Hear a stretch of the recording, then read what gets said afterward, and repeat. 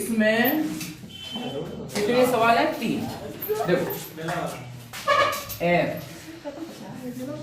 1 2 3 4 और ये सब जुड़ रहे हैं 10। अब ध्यान से सोचो, अब इन्होंने इसका प्रतिबिंब दिया है, मैं ऐसे प्रतिचित्रण के द्वारा बता रहा हूं, ठीक है। एक का जमा तो 1 2 3 4 है, 1 2 3 4 है ना। एक का सबका संबंध काय से है? 10 से।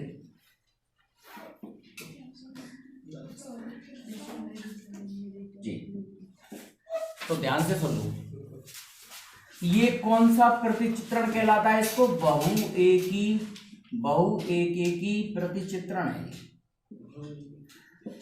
कौन सा चित्रण है? मतलब इसको बोलते हैं मैनी वन, ठीक है। तो ध्यान से सुन लो जो मैं बोल रहा हूं, कोई फलन का प्रतिलोम का अस्तित्व जब ही होगा, प्रतिलोम माने उल्टा, जब वो क्या हो? एक ही आच्छादक। क्या हो? एक ही आच्छादक होना जरूरी है, क्योंकि वस्तुनिष्ठ में आ सकता है, इसलिए बताना एक ही आच्छादक होना चाहिए जाके, है ना। और जी तो है नहीं है ना, एक ही दिख रहा है क्या? नहीं, तो बहु एक ही है, ठीक है। आच्छादक तो है, तो ये बहु एक ही आच्छादक है, इसलिए इसका एफ इनवर्स का अस्तित्व नहीं होगा। एफ इनवर्स नहीं होगा जी, एफ इनवर्स नहीं होगा ऐसे। अब जैसे दूसरा सवाल, हाँ, तो अब मैं डायरेक्ट लिख रहा हूं, डायरेक्ट जी की मैपिंग लिख रहा हूं, ठीक है। तो यहाँ जी की जो मैपिंग है वो ये है 5 6 7 8, 5 6 7 8, और इधर कितने हैं? 1 2 3 4, 1 2 3 4। क्यों? 5 का संबंध किससे है? 4 से, 6 का 3 से, और 7 का 4 से, 8 का 2 से। तो जी कौन सा प्रतिचित्रण बोलेंगे इसको? इसको बोलेंगे बहु एकी प्रतिच्छेपी प्रतिचित्रण, ठीक है। हाँ, बहु एकी अंतरक्षेपी कह सकते हैं, अंतरक्षेपी प्रतिचित्रण। मतलब कुल मिला के अंग्रेजी में इसको बोले तो मैनी इनटू मैपिंग बोले। ऑन टू की जगह इनटू आ गया। इनटू क्यों आ गया? क्योंकि इसके बहुत सारे, मतलब इसके एक से ज्यादा अवयव, पहली बात तो ये एक से जुड़े, 5 और 8 जुड़े।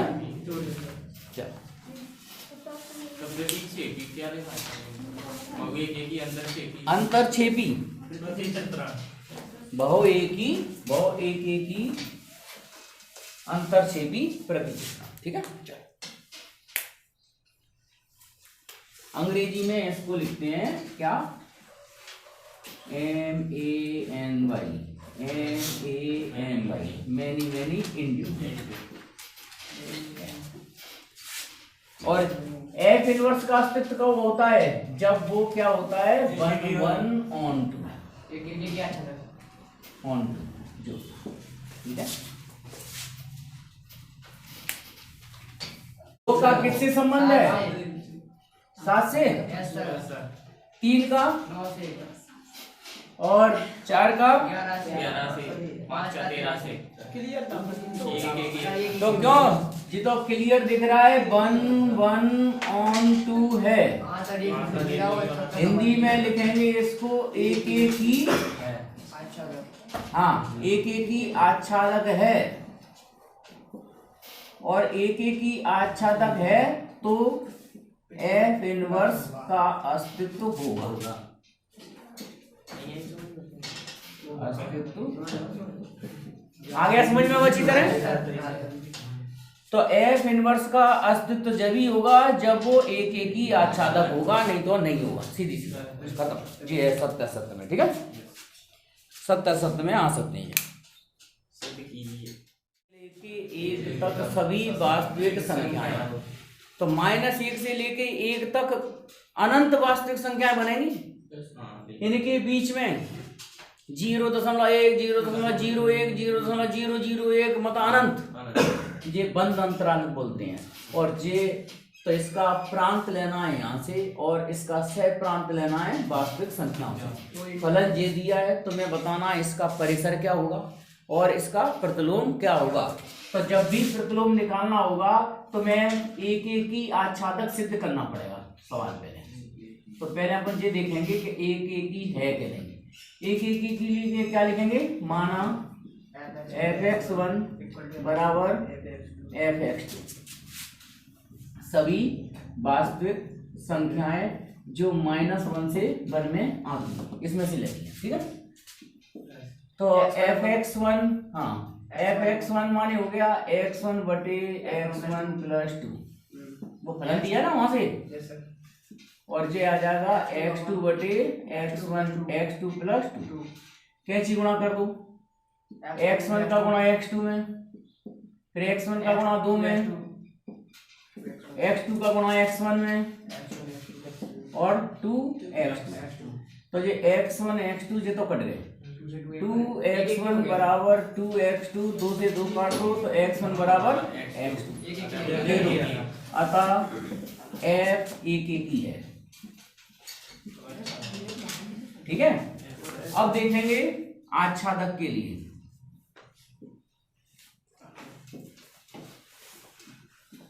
आच्छादक के लिए क्या करोगे, माना fx बराबर y, ठीक है।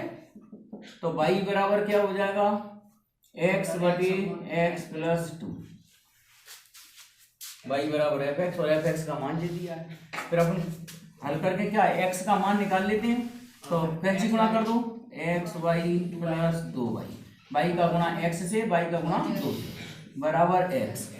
x के मान एक तरफ कर लो, ठीक है। तो इसमें -x कॉमन कर लो तो ये हो जाएगा 1 माइनस y, क्यों। तो जिससे क्या होगा, माइनस से माइनस कट जाएगा तो x बराबर आ जाएगा 2y बटे 1 माइनस y, क्यों, ठीक है। अब यहाँ पे 1 माइनस y क्या नहीं होना चाहिए, 0, क्योंकि अगर y का मान 1 रख दिया जाएगा तो ये x अनंत हो जाएगा और अनंत कभी भी ज्ञात नहीं है। अनंत सीधी सी बात है, ज्ञात नहीं है, ये कह सकते हैं, ठीक है, या पता नहीं है। और वैसे भी तुम्हें पता है कि x का मान इसके में अनंत तो आ ही नहीं रखा। तो इसका परिसर क्या आ गया, नंबर 1 परिसर। ये परिसर आ गया, इसकी रेंज आ गई। इसकी रेंज क्या हो गई बताओ, इसकी रेंज आ गई सभी वास्तविक संख्याएं और छोड़कर कितने, एक को छोड़, एक नहीं रख सकते बस। मतलब इसमें y का मान कुछ भी रखा जा सकता है, केवल एक को छोड़कर। तो ये तो आ गई इसकी परिसर। और अब देखना है नंबर 2 इसका प्रतिलोम फलन। तो प्रतिलोम फलन f इनवर्स x। अब यहां ध्यान से देखना, तुम लोग देखते हो कि fx बराबर मैं y लिखता हूं, तो x बराबर क्या हो जाता है, f इनवर्स y हो जाता है? तो x को अपन क्या बोल सकते हैं, f इनवर्स y।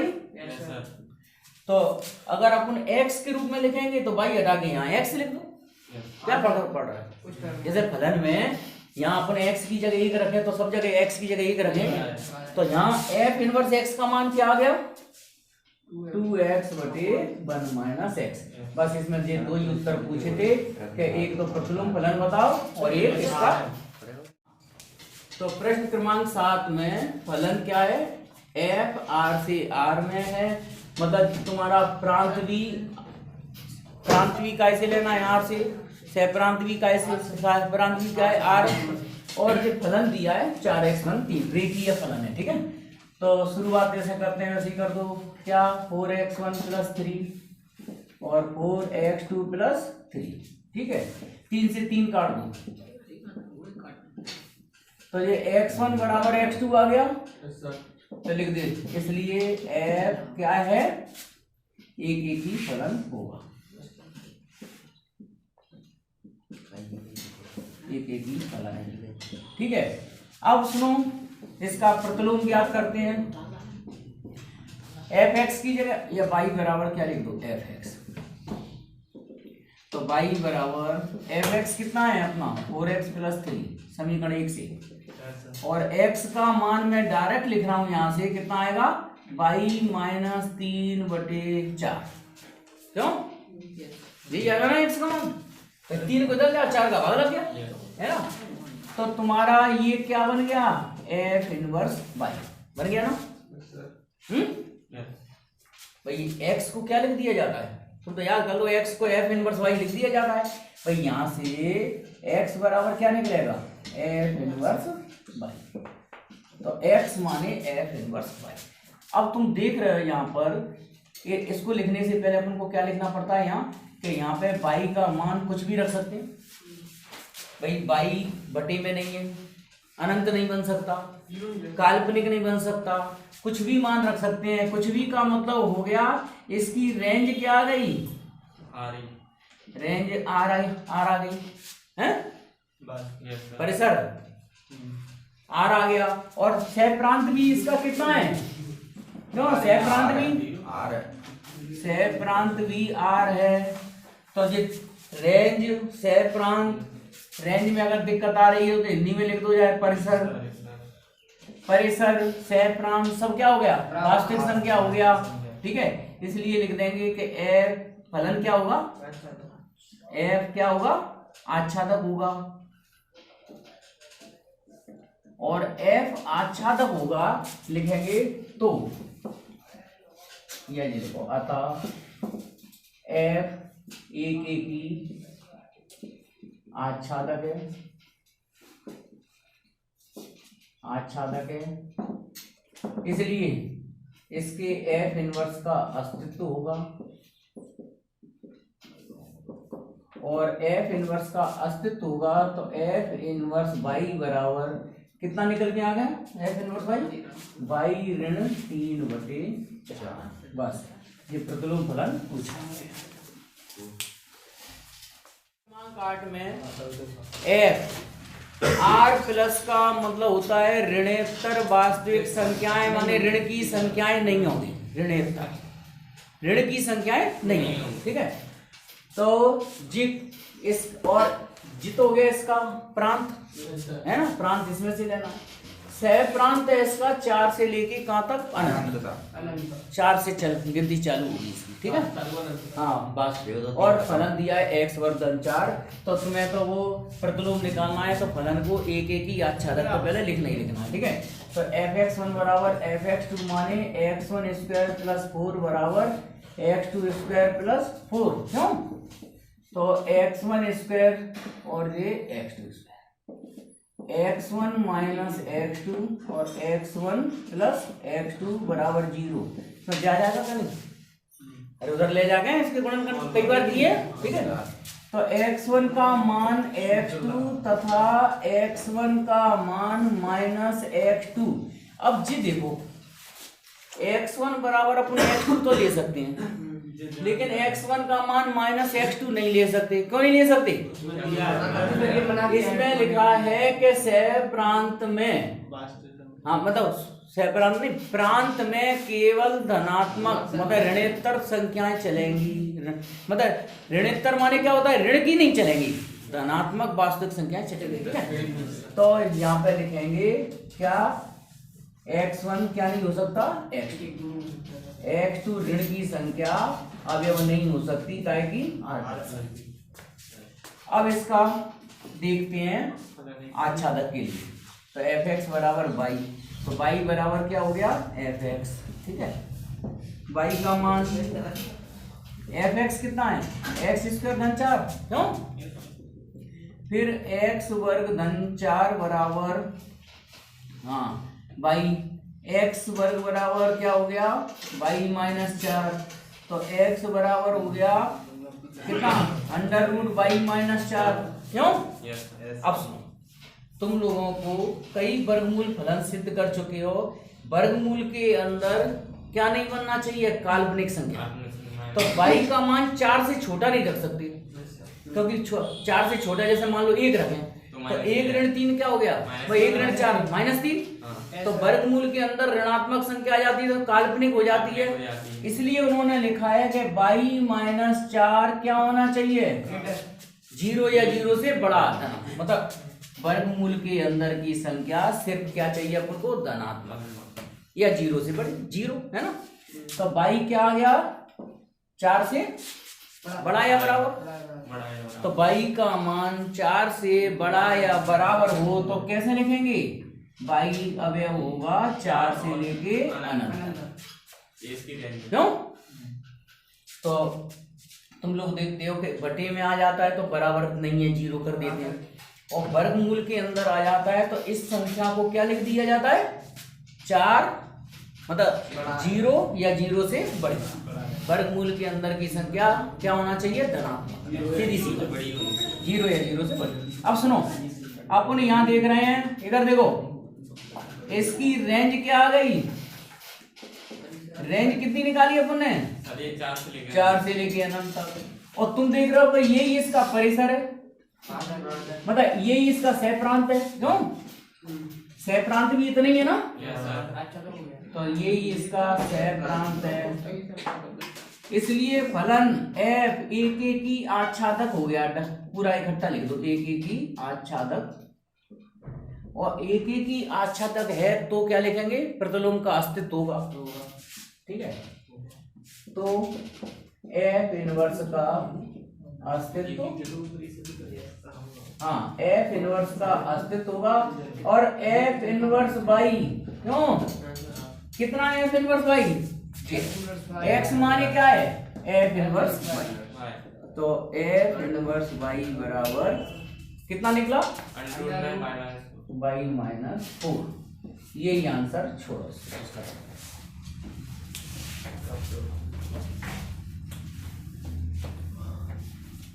9x वर्ग 6x ऋण 5 पूरा वर्ग समीकरण दिया है इसमें।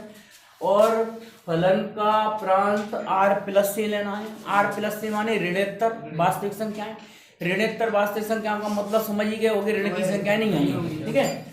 और इसका जो सह प्रांत है वो -5 से लेके कहां तक है अनंत, ठीक है। तो स्टार्टिंग हर सवाल की उसी तरह से है।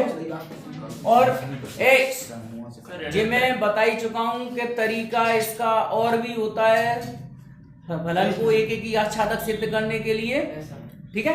फॉग आई एक्स निकालते हैं, गॉफ आई वाई निकालते हैं, लेकिन तरीका एक ही सीख लो, एक पे ही कमांड कर लो, परीक्षा में आ जाए तो सीधा सीधा फटाफट करो। एक एक के लिए क्या f(x1) बराबर f(x2). तो 9x1 square 6x1 minus 5, 9x2 square plus 6x2 minus 5, 5 से 5 काट दो, 9x1 वर्ग 9x2 वर्ग प्लस के 6x1 माइनस का 6x2 बराबर 0। इसमें 9 कॉमन कर लो तो x1 माइनस x2 और x1 प्लस x2 ऐसे लिख दें। क्यों? इसमें 6 कॉमन कर लो, ठीक है। अब x1 minus x2 total common कर लो तो यहाँ बचेगा 9x1 9x2 प्लस के 6 बराबर 0। क्यों? ठीक है जी, समझ में आ गया क्या? इसके बदल में याद आएंगे 9 कॉमन करने के बाद x1 वर्ग माइनस x2 वर्ग को x1 minus x2 x1 plus x2 कर लेंगे।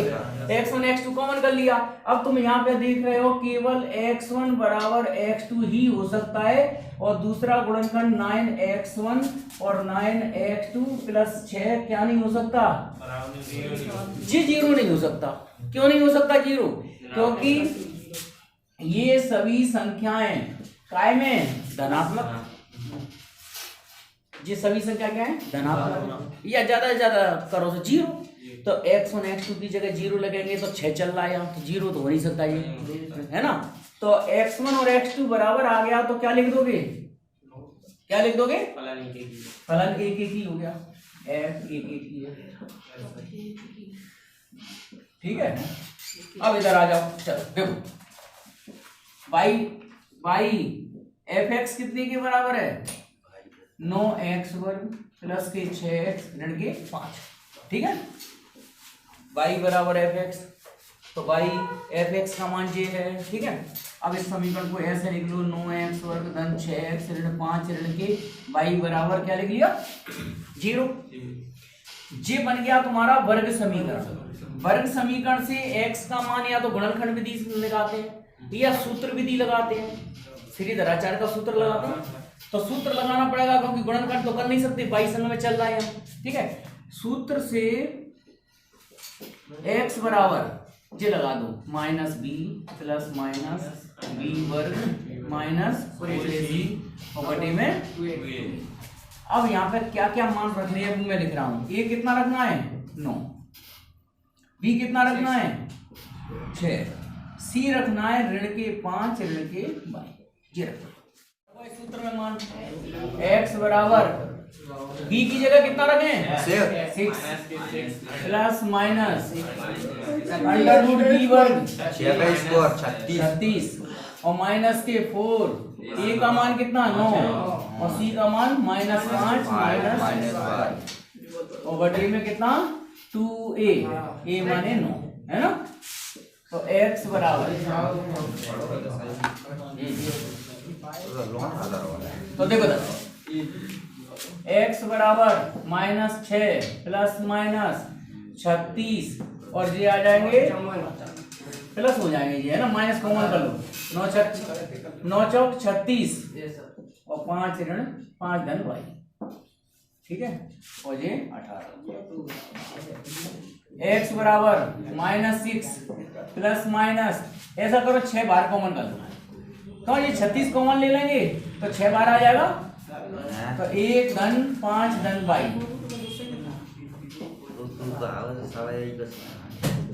-6 प्लस माइनस 6 और 6 प्लस y और बटे 18। अब सुनो, यहाँ ऋण चिन्ह छोड़ना पड़ेगा। ऋण चिन्ह क्यों छोड़ेंगे? यहाँ लिखेंगे चूंकि x r प्लस की संख्या है ना। तो प्लस की संख्या है तो ये दोनों ऋण तो चल नहीं सकते, क्या लेना पड़ेगा? धन चिन्ह लेना पड़ेगा बीच में। तो -6 plus 6 under root 6 plus y बटे 18, ठीक है। और x बराबर 18 का अलग अलग भाग लगा दो या 6 कॉमन कर लो, -6 बटे 18 कर लो और ये 6 बटे 18 और धन 6 प्लस y। क्यों 6 से 18 काटेंगे तो कितना बार कट जाता है? 3 बार। हाँ, तो माइनस के 1/3 और 6 प्लस y बटे 3, ठीक है। x बराबर -1 प्लस 6 प्लस y बटे 3, या पहले संख्या पहले लिखो। और सुनो इधर देखो, यही क्या है अपना आंसर देखिए। नहीं हाँ सही प्रतिलोम फलन इतना ही है ना, ठीक है। तो इसको तो मैं फिर इनवर्स y लिख ही लो। अब सुनो इधर देखो, ये क्या है? ये पूरी संख्या लेनी पड़ेगी, मतलब under root 6 plus y minus 1 बटे 3। ये पूरी की पूरी संख्या क्या होना चाहिए? क्योंकि ये x क्या है? धनात्मक, तो ये पूरी की पूरी संख्या ही लेनी पड़ेगी साथ, ठीक है। तो यहाँ से 3 को तो उधर पहुंचा दो, under root 6 plus y minus 1 ये हो गया 0 और अंडर रूट 6 प्लस y ये हो गया 1 है, और दोनों तरफ वर्ग कर दो, ठीक है। तो y क्या हो गया? 1 ऋण 6 और ये हो गया ऋण 5, इसलिए इसकी रेंज आ गई कितनी? -5 से लेके अनंत, ठीक है। बस अच्छा जी मतलब जी काय के लिए बताना पड़ता है? आच्छादक के लिए। इसकी रेंज और इसका सहप्रांत दोनों बराबर हो गए, आच्छादक हो गया और एक एक ही आच्छादक होने पर प्रतिलोम इतना लिख दिया जाए, बस।